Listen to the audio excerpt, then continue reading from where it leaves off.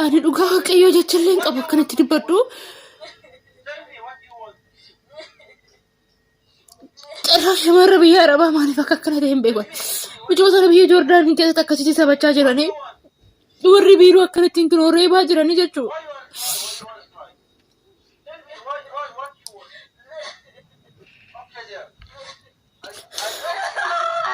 Dhugaa rabbi ani hin beeku dhugaa. Kam akka gargaaran kam akka dhiisan olii nama wallaalchisaa jechuudha. Dhiisuudhaaf garaa nama nyaatan. Dubbachuudhaaf akkatti dubbatan nama wallaalchisan biyya kanaa. Yoo dandeessan gargaaraa piliis maallaqa Itoophiyaa birrii 200 gaafatamte maallaqa dabaddabaa sagalee biyyatti erganii kan akkana godhaa jiru warra biirooti. Kan akkana godhaa jiru warra Habashaati.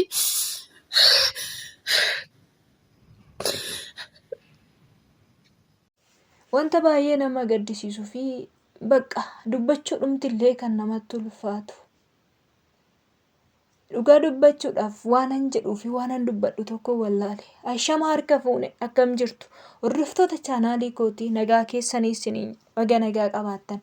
Meelaa higgochaa koottati ol seenaan siniin jedha. Akkasuma warroonni mana kootiif haaraa taatan maamila koo ta'uu hin dagatinaa sheer laayikii godhaan siniin jedha. Viidiyoo kana ilaalee baay'ee tokkoon gadde baay'ee tokkoon boo'e yaa carraa keenyan jedhe waan baay'ee natti dhaga'ame jechaadha. Taateen micoo kana gubbaarratti ta'e ishiin shamarra dhalaadha. Anis akkasuma isinis akkasuma keessattuu shamarran warri na dhaggeeffachaa jirtan. Wanti kun wanta fokkisaa taatee fokkisaadha kan micoo kanarratti ta'e jechaadha. Birrii 200 kaffali jedhanii fakkaatituma viidiyoo waraabanii hoggaa maatii ishiitti ergamee maaltu isinitti dhaga'ama? Maaltu isinitti dhaga'ama? Hordoftoota kiyya. Ani maal inni jedhee maali carraan keenya? Carraan keenya carraan Itoophiyaawii maali joo Filiippiinis ta'e biyyoota garaagaraa dhufanii biyya Arabaa kana keessan hojjetu. Anumti keenya maalidha? Anumti shamarran keenya Itoophiyaa kan jedhamte maalidha? Maaliif ormarraa adda taane? Micoo kana akkuma amma ganniin haasofte ganniin illee dubbachuu dadhabde dhugaa himimmaaniif hochaadha. Yoordaan keessatti qabamte ammoo mana hojjettu ta'uu fidinaan biirootti deebinaan biiroon tuma jechaadha warri biiroo. Warri biiroo hin dabaddaba. Nu yoo ormi nu tuma. Innan keenyaa nu tuma. Eessatti haara galfannaa? Biyya keenyatti gallee haara galfanna yoo jenne waan dafqineetoo walirratti qabannee ijaarranne hin diigamti. Bakka itti boqonnu hin qabnu. Biyya ormaati yoo jenne biyya ormaa boqonnaa nuuf hin qabdu. Firaa falagaadhaan hundumtuu akkana. Maalidha keenya kun shamarran keenya? Meessatti boqonne? Edaan jedha gizee tokko waan natti dhaga'amu keessaa warroonni murtoo du'aa ofirratti murteessan edaa gubataniitiin jedha. Gizee tokko immoo maalotoo obsanii faana jechisiisa beektu. Jireenyi biyya lafaa kanarraa keessattuu shamarroota keenyaaf gubaadha. Micaa'oon kun hojjetachuudhaaf biyya Yoordaan keessa dhaqxe. Biyya Yoordaan keessa dhaqxee manni ta'uu fidite. Biirootti deebite. Biiroon immoo har'a birrii 200 kaffalii baydhanii tumaa jiru. 200 kan Itoophiyaa jechaadha. Tumamaa jirti jechaadha. Dabaddabamaa jirti. Alagaadhaan miti. Itoophiyaawii keenya biiroodhaan. Yaa shamarran keenya adaraa maaloo akka biyyaan baan ijoolleen keenya takka taane nuyi akkuma ta'etti hojjetannee too galla. Adaraa shamarran keenya akka biyyaan baan. Warri mica'oo kana dhaantan warri mica'oo kana tuni dubartiidha haadha ijoolleeti haadha teessan warri dhaantan shamarranis ta'e dhiiras ta'e biiroon mica'oo kana dabaddabaa jirtan. Rabbiin sinaa gaafatu. Lafti sinaa gaafatu. Itti gaafatamtu waan amma gochaa jirtan kanatti itti gaafatamtu dhugaa garaa konna gubate joo. Waan amma hojjechaa jirtan kanatti itti gaafatamtu. Hojjetachuuf biyyaa baate, of jijjiiruuf biyyaa baate, gaafa ishiin biyyaa baatu birrii irraa nyaattanii daldala wajjin walii galtanii irraa nyaattanii biyyaa fiddan. Asitti oo maalidha kan tumamtuuf? Maalidha kan tumamtuuf mica'oon tun? Rakkinni shamarran keenya ittumamuu fide maalidhaaf? Ormootaan hin dabaddabamna. Siniin hin dabaddabamna. Ishii garamitti gorra? Ijoollee garamitti akka gorruu barbaanne dhugaa waaqayyo dubbachuudha. Maalinni wantumta kanaa maalidha? Rakkoo shamarran keenya irraa qaban maalidha? Siruma lafarraa fixuu barbaadan moo maalidha siriisaa? Innaa biyya Yoordaan sana adaraa keessan warri ilaa Yoordaanii dhufuudhaaf siin gaafatan obbolaa keessan haa ta'u, fira keessan haa ta'u, bineessumallee maan taane biyya sanatti akka hin finne adaraa keessan. Warri karoora deemillee qabdan biyya biraarra galtanii biyya Yoordaan dhaquu warri barbaaddan adaraa keessan hin deemina. Biyya garaa namaan laafne, biyya gara jabeetti, biyya amantaa hin qabne, biyya safuu hin beekne, biyya akkanaa siruman argine. Micoonni hin gadda akkasittiin boossee achii baate sun takka islaama jetti jarri ishiin bira jirtu. Ishiinis islaamadha. Salaatuma na salaachistu jette micoo sun.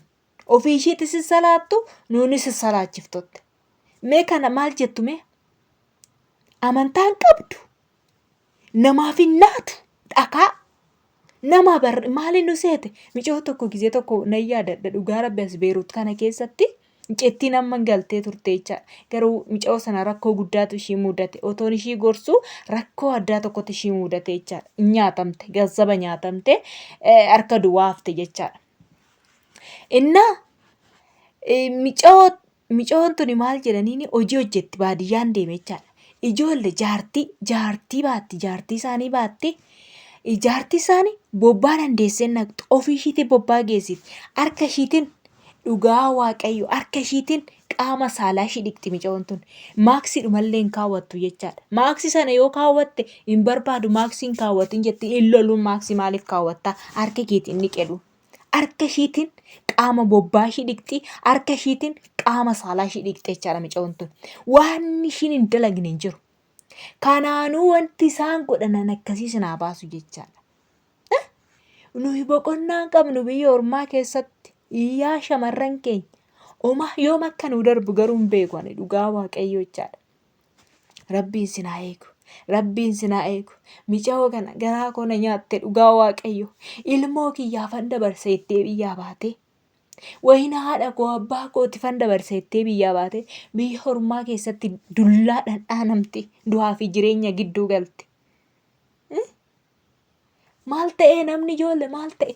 Rabbiin hin sodaatanii? Ijoollee biyya lafaa kanarraa hin dabarrabe yeroo gabaabduu duwwaa keessa jiraanna. Amma keessa jiraannu sana keessaa irraayyuu gimmaasha fudhanne kaan keenya umurii waggaa 30 kaan keenya 25 isaa oliyyuu kana irraa gimmaasha fudhanne gimmaasha keessa jiraannu tana jecha immoo maaf dabarratti yaanna shamarran keenya irratti itti gaafatamu.